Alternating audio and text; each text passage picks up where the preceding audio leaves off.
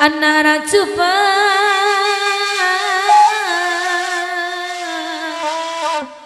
oi lemalamoy oi nan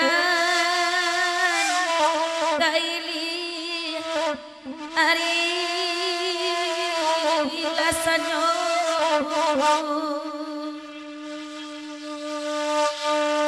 walau badangko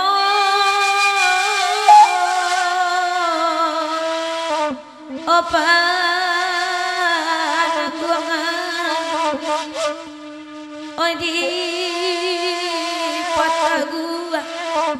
iman di dado oi di patagua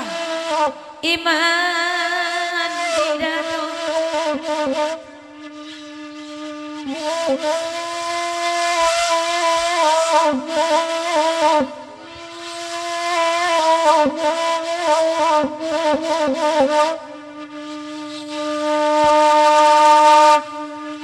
biarkan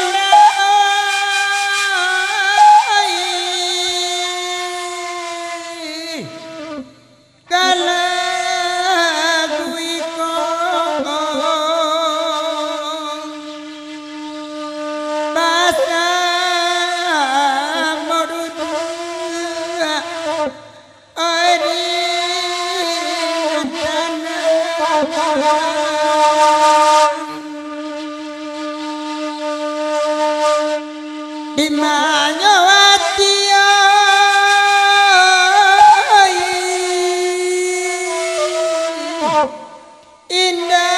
indah kaigo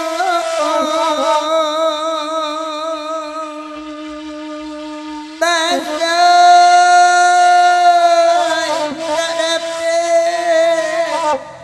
ai minta tenang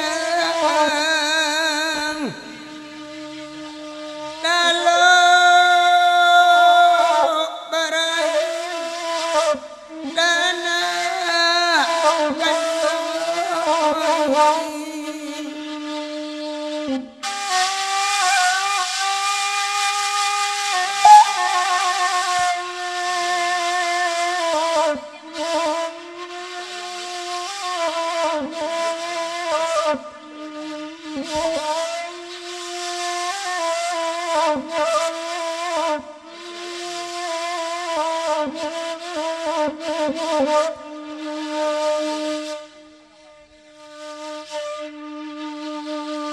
tabakau toma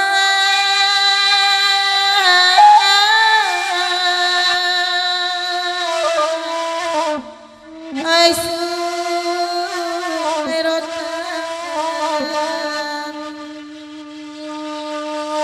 ai tabakatantang ai kapanoyo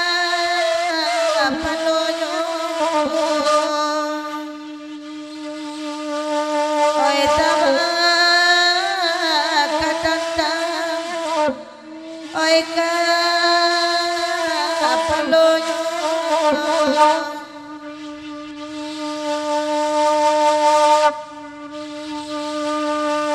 tali dan sangai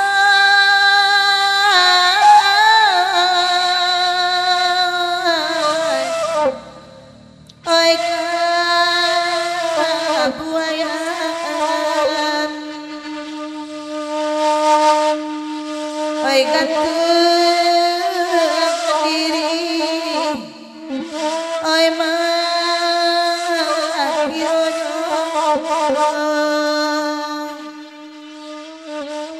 oi lita tulangen oi na kambangan